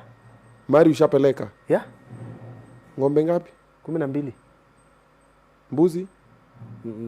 Sisi ng'ombe kwa mahari ya Kimasai ni complicated, you can't understand. Okay. Mpaka mbuzi mmoja uhesabiwa kama ng'ombe moja. So kuna kuanga na ng'ombe inakuanga inafuatwa na kambuzi. But here isemu mbuzi inahesabiwa kama ng'ombe. Muna hesabu mbuzi kama ng'ombe? Yes. Because of why? Mbuzi is mbuzi. Yeah, because us in our culture is whatever is life. Ng'ombe is not ng'ombe because it's a cow. It is just because it's the most valuable thing in that home. That is why we don't pay money for dowry. So, however much you can take millions, we don't take money. So your mbuzis identify as ng'ombe? Yes, because they are equally valuable. Hii kitu iko complicated. Iko. Ati mbuzi zina-identify kama ng'ombe na ng'ombe zina-identify kama mbuzi? No. It's not the vice versa. Yani, ng'ombe is the highest value in a man's home. Okay. So when you're going to dowry, they'll tell you we will want 12 cows. But one ikuwe ile mbuzi inafuata hawa ng'ombe. Kwa sababu tukiendanga malishoni, tunaenda malishoni ng'ombe na mbuzi pamoja. So you took 11 cows huko, and one cow. Yes. Manake tukienda malishoni lazima kuwe na mbuzi wanafuata ng'ombe. Okay. I get you. Yes. 2027. Governor, MP, MCA. Watu wanasema wanakuona unajiposition. You know, mimi husema safari ya bamba ni machelo. Okay.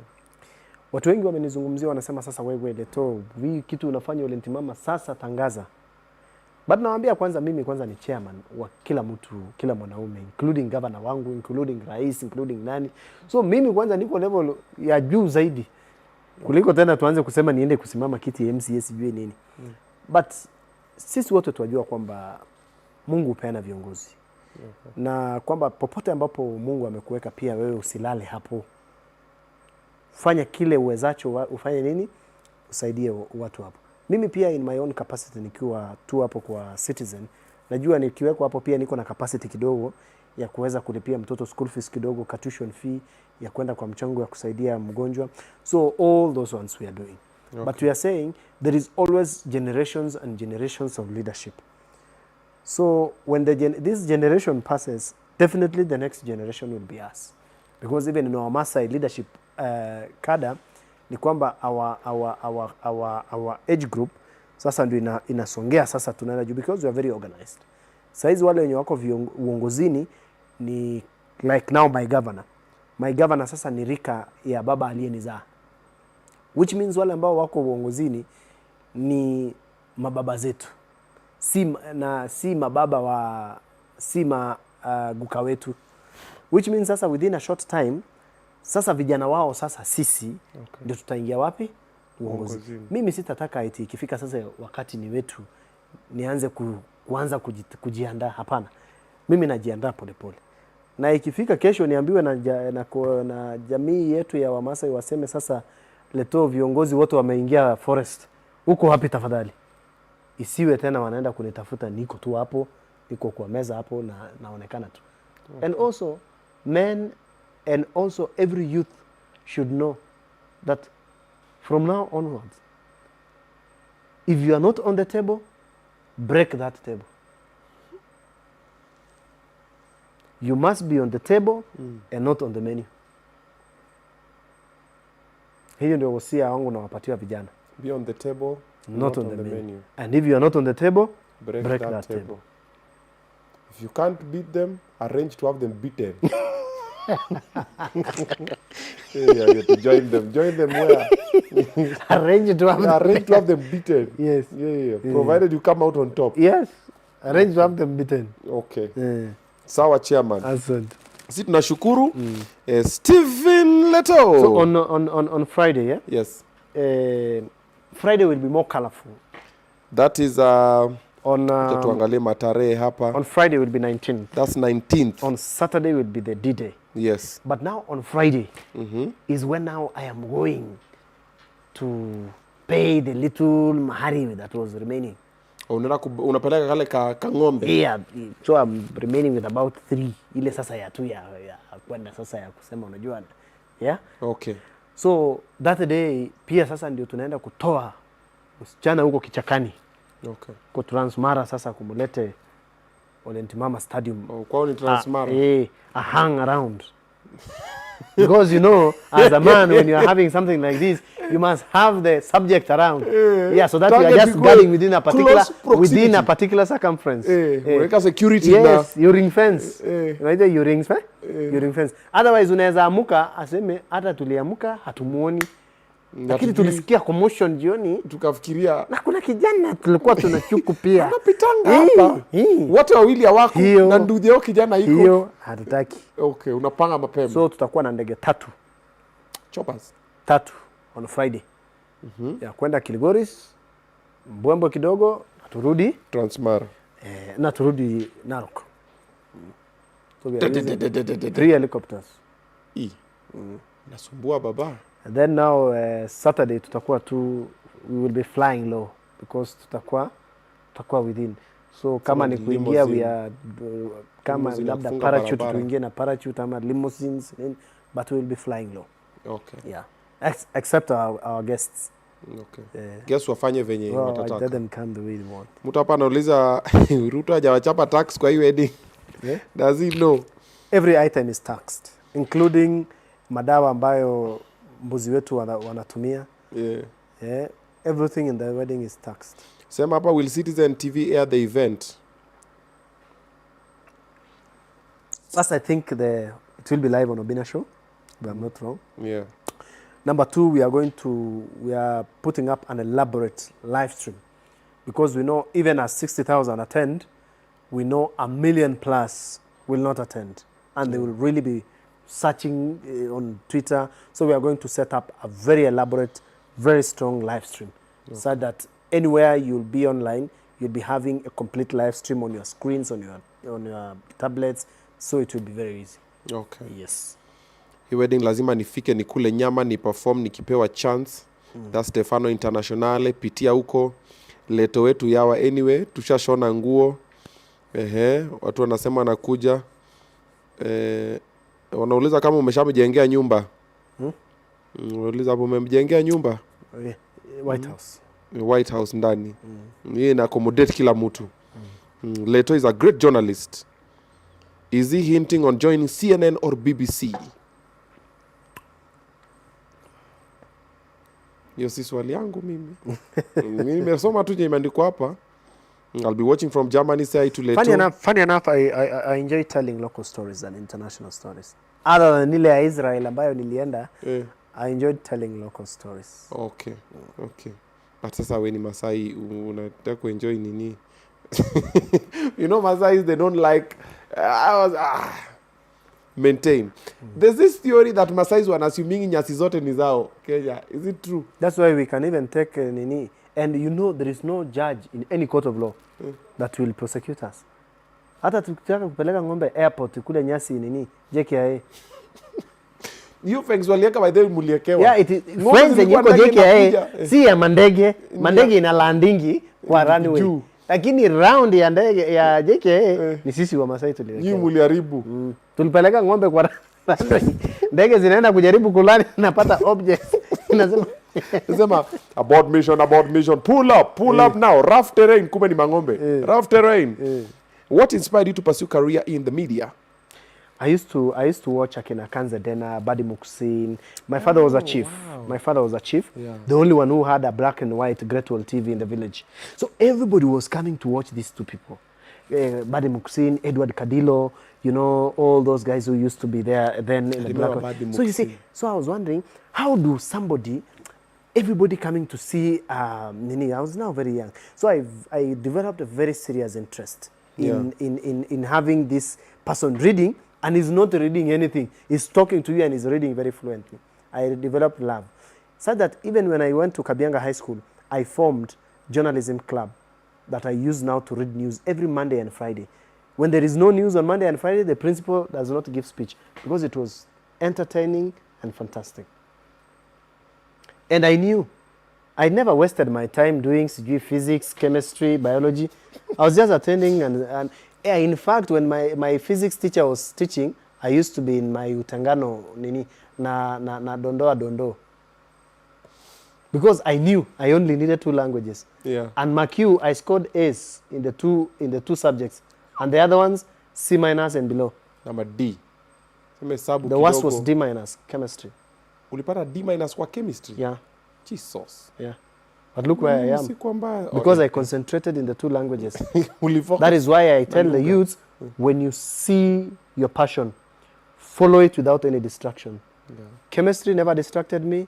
Physics never distracted me. I followed the same hapa ndio nyota yangu iko. Unapoteza watu. Hapa ndio nyota yangu iko. Chemistry never distracted me. Yeah, by the way. Ukula mall concept. No. Mall concept. Unaangalia hapa. So me I say, mimi nyota yangu iko hapa. Unaona hii subjects 2 ya utengano dondo nini? Mpaka nikienda dining hall, niko na nini? Book hiyo nini hapo kama ni ya River Between. Nimeikunja hivi, iko tu hapa. Because I know nikipata a 10 minutes break, naweza kaa chini nisome paragraph moja. And you see, it really paid for me. I don't know whether it will for other people, but always learn, follow nyota yako. Lakini bahati la mwenzio, usilalie nini? Huyu jamani Mjaluo. Wameripita mara kadhaa wasema ni Mjaluo. But why do Luos try to disassociate themselves from Maasai? Yet we are all Nilots. Yeah, but some are walking Nilots and others are driving.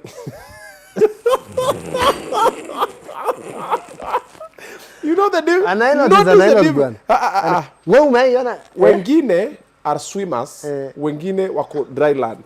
Sasa kuna difference. Venye tulitoka River Lake, kuna River Lake na kuna sasa nyinyi. Wale wa huko. Ni Nilots, yes, But mnafika mahali tukasema nyinyi endeni na hiyo, si tubaki na samaki. It's okay. Nikimbizani na nini. It's okay. It's fine. It's okay. But ukirudi kwa lineage tuko same blood. Timulize kama wedding nikitangua ngozi ya ng'ombe, surely. Baba Shiro, na wewe ni baba ya mtu. Jalala. Hii ni akili yako yote ama kuna ingine? No, hiyo ni Shiro ametype. Nyang'anya Shiro simu. Nyang'anya Shiro simu. Wacha kutumia kichwa kama roundabout ya hewa. Kina Shiro wamefunga shule. Tulimaliza form 4 to 09. Yes. True. Lin Mwanzia amekufanyia homework. Tulimaliza form 4 to 09, right? Lin Mwanzia wewe fisi bulala. Aya, someone is asking, by the way, this one would be a very nice question. Some of the biggest challenges you've ever faced in your life, working through until where you are now, like some of the things that... The biggest challenge I faced in my life is losing my father in 2007. Okay. Just at the beginning of my career. When I lost my father, I thought my dreams were shattered. But the community came up. Mtu anauza ng'ombe yake anasema wewe ndio tumeona huko bright. Enda tujaribu, enda shule, soma. Mtu anauza ng'ombe yake anatoa school fees. Mwingine anasema anauza mbuzi anatoa school fees. That is why I value my community to this point. They raised you. Every single thing, every single school fees, including the university. Yeah. The community was there for me all through. And I really thank them for this. Okay. Yeah. That is why anytime when I'm doing any function, I never make it private. Because I know if I make it private, I will lock out that special person who brought 50 shillings to make me go to school. Okay. That is why a lot of people might interpret it to say, oh, Letoo, that one is like you're going to say you want to vie for Senate, you want to vie for what? But for me, I really value that person that I do not want. Because some people you do not know whether they were even there, because you never saw them. Okay. But they came through to help you. So basically you are raised with the community. Okay. Yeah. Okay. Aya. Tukimalizia, hiyo soundtrack yako ilitoka wapi? Kwa TV, why do you talk the way you talk? Which one? You know how you talk. Sauti ya Radi. Sauti ya Radi ilitoka wapi? How did you end up with that? It's news for you. For news, it has to be for you to grab the attention of the viewer. Kwanza viewers nyinyi ni vichwa ngumu sana. Yani lazima mfanywe ile wabembelezwe. Lazima mbembelezwe 2,400 people hata hawajasubscribe. Mpaka mwenzangu lazima aseme Gatete Njoroge. Mpaka I was telling my friend Gatete Njoroge, my colleague, afadhali ungeanzanga na hii jina so that to grab attention ya watu because you are going to grab the attention at the end of your news item. So afadhali ungeanza na hii jina ndio catch attention. So at least for me, I said let me use a lot of energy to make my news item very serious. Yeah. That is why a lot of people unaamka hivi unaanza kuangalia because I try to make my work very serious. Okay. That's why ukinipatia sijui story ya bibi amepigana na mume nielezee, ninaweza kupotosha, unaweza sema hata hapo hakupigana. But there are those ones who have mastered. My colleagues there, kina Mweri Muoki, kina Emily Chebet, Safina Chieng, Uma, wakianza kuelezea unasema, lakini huyu alikosea bwana yake sana. Yani wanatoa kwa sauti nyingine ambayo, sasa sisi ukitupatia ni kama hata ukipewa report story ambayo sijui it involves death, ni kama watu wanachukulia ni kama hiyo accident haikufanyika. Because they are reading, they are listening to this other technique and not the news themselves. Yeah. Haya, mambo ni kama hayo, umeona venye imefanyika na ni kweli nyinyi ni vichwa ngumu. 2,500 people watching live lakini hamuja subscribe na muko tu. Na mutishi na kitu na wedding pia mutakuja. Au wote waambie waje kama ni increase the number of ita-increasiwa. Yeah. Nyinyi wote mmekaribishwa, wakaribishe, kamera ndio hii jamani, harusi yako.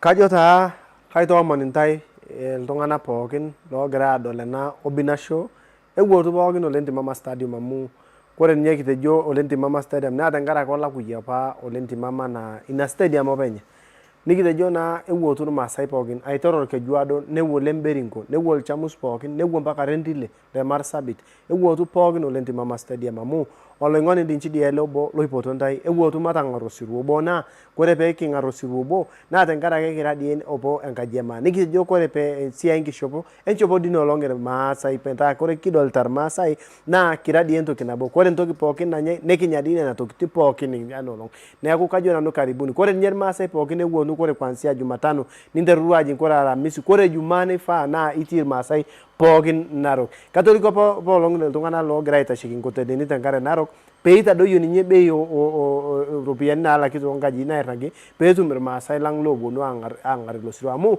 kore nolong na ki kimboto lo riko lang po kin metune pete ne tio bolin chile yo nolong ne rikyo tongani la riko lang en toki ne ligini di pogin etine weji kitio siru bole ki grashi bakno na ku kata ja sholeng e wo tu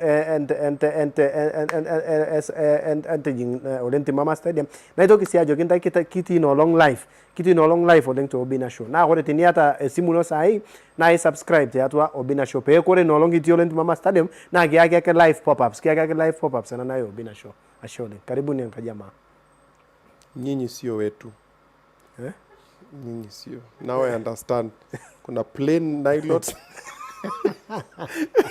that's a language you can only learn in the bush. Communicate with animals. That's why you're killing lions. I think I should tell this to my groom manager. He was to be here shortly. I have a groom manager. She's texting me that I should be asleep. Groom manager? Yeah. Nidem? Yeah. Anakumanage? Kama groom? Yeah, she's called Anita Soina.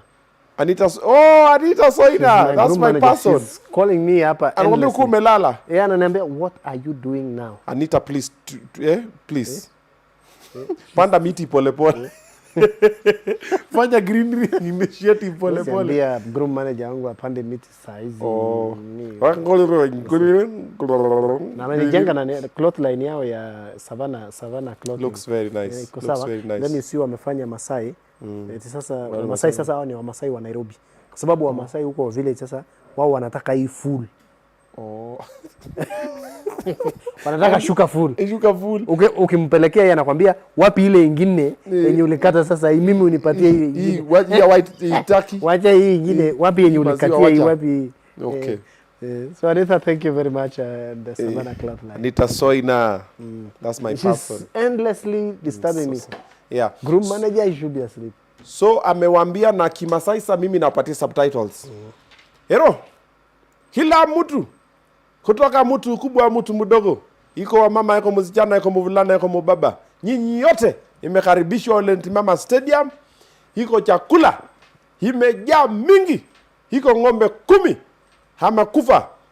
Sisi anakula balls. Iko mbuzi 250. Iko 350. Iko mbuzi.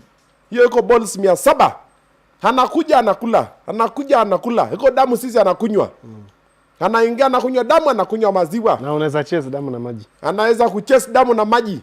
Lakini maji hiyo siku hakutakuwa kwa stadium, sisi anakunywa damu.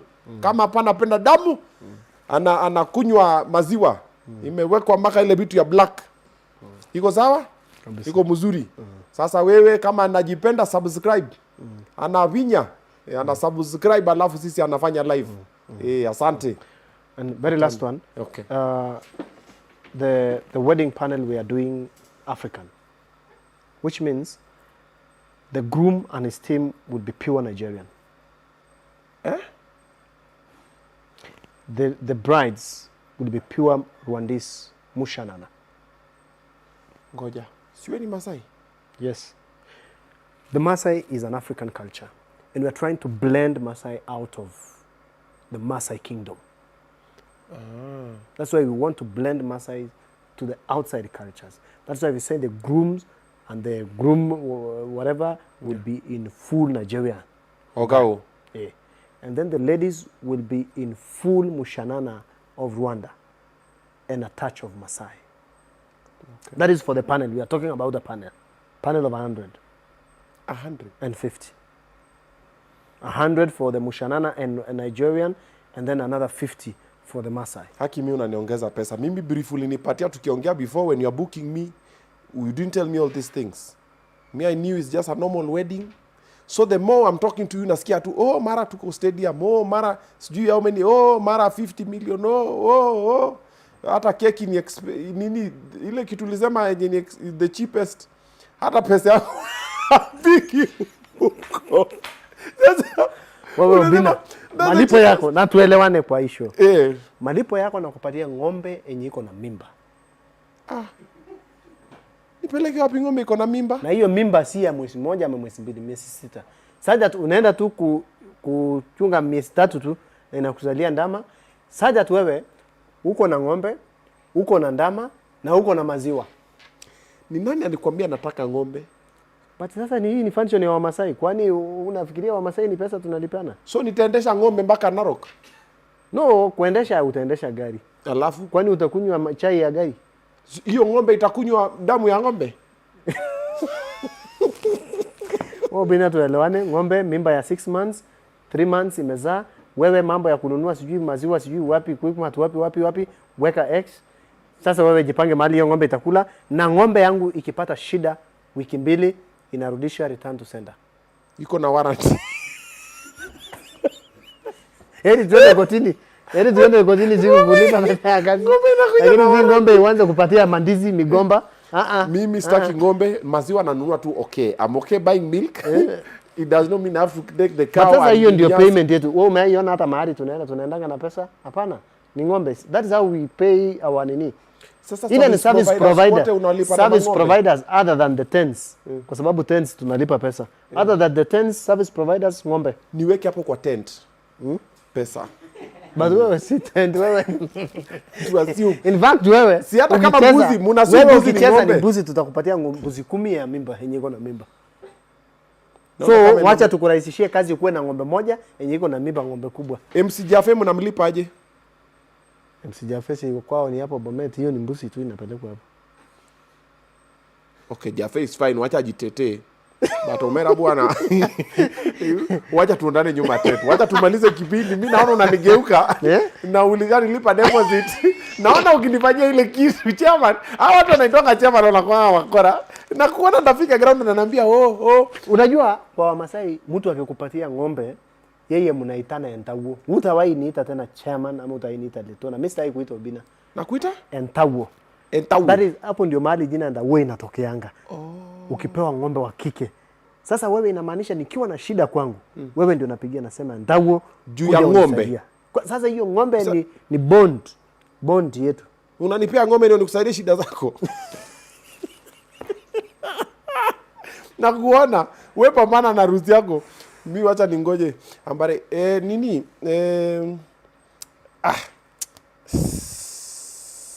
imeenda.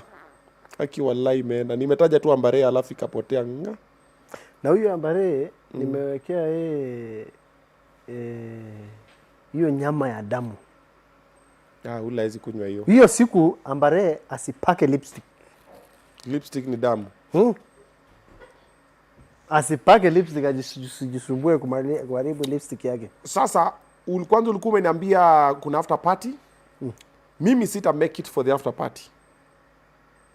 Kwa sababu hiyo siku niko na bookings 2. Kuna Luo Festival. Iko wapi? Le Grand Luo Festival inafanyika Mombasa usiku na hiyo yako mchana. So na lima inafika 5 time unatoka mnaenda after party. Who is this? Unanipea chopa moja. Who is this who has called for a parallel event with the chairman's event? Anaitwa Fidel. Tell him he has been summoned immediately and expelled from the men's conference for the meantime. Yake iko Mombasa. He does not have it. Unafikiri watu Mombasa watamwambia hello bwana sisi tuenda pale kwenye civil Letoo. Wale watachokea mtito. We announce that all members of the men's conference have been directed to attend Olentimama Stadium. Not invited or requested. Directed. So this one who is planning a parallel event is automatically summoned to the disciplinary committee of the men's conference. Fidel? There is no way all our members from Mombasa are coming this way and then you are there hosting daughters of nini. Because sasa ilikuwa hivi. Mimi 5 unanipatia chopa, inanipeleka JKIA, last flight out to Mombasa because Le Grand Luo Festival inafanyika Mombasa usiku. What time is your flight? See at around 9, the last KQ. Last KQ. Yeah.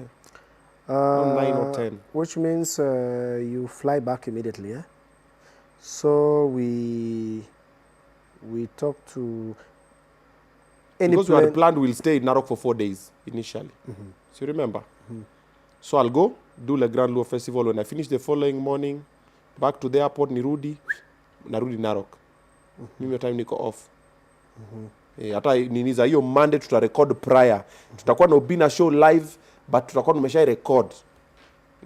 Tutakuwa hapa. Mambo ni live huko location. Manager na pia mmesikia? Because the problem, the problem is about you coming back to Wilson. This Wilson na JKIA. But you must fly back. Yes. The problem would be the sky shutdown. Sky shutdown? Unless you are using one of our planes that have been cleared to fly in. See, that is why you are the one who is giving me the nini. Okay.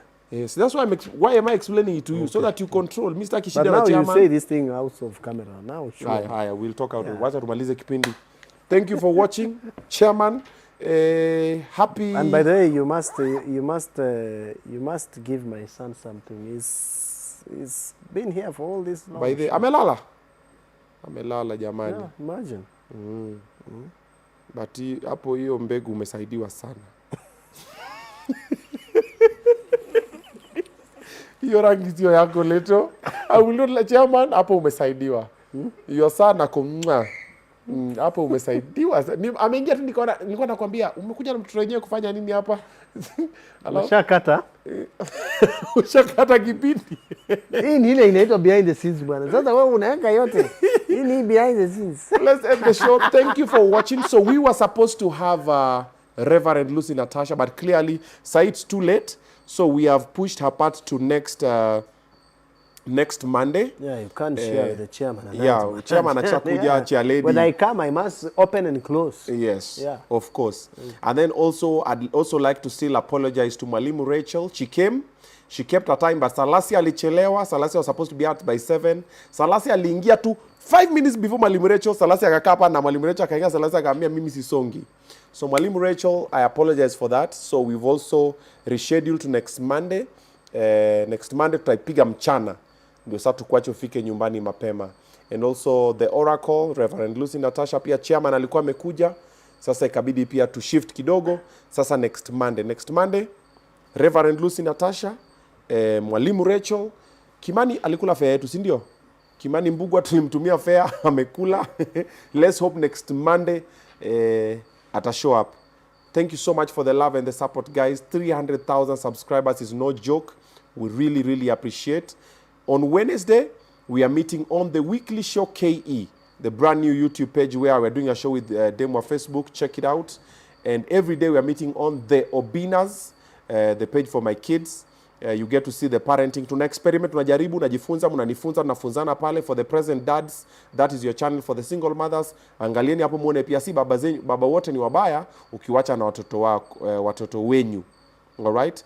Then now for this show, budget ya harusi tutakata tu hiyo part peke yake, utaipata kwa Obinna TV Extra. Story ya campus tutakata peke yake, utapata kwa Obinna TV Extra. Subscribe on those 4 channels na sisi tunarudisha shukrani. The person who will be receiving you in Narok anaitwa Peshi. Anaitwa? Peshi. Peshin. Yeah, Peshi. Nani yo? Peshi. Suseme jina yake vizuri. Anaitwa Peshi. Peshi. Yeah, Peshi. Ndio ana receive Narok. Yeah, Peshi and Kilena. Ni watu warembo. Sitaki watu wako na sura personal wananikaribisha kwa event kubwa kama hiyo. Na nishakwambia mali tunalala, mimi nakuja na manager wangu na PA wangu. We want the whole floor. Tufanye mambo yako. Yeah. We'll come a day before. Yeah. Si ya tukimbizani na watu hiyo siku ya nini sisi Friday tunateremuka, tunafika, tuna set. Perfect. Jafia atakuja siku ya event na Ndudhi. Yafike tu hapo. Asante. Thank you. God bless you guys. Good night. Good night. See you guys on the next episode.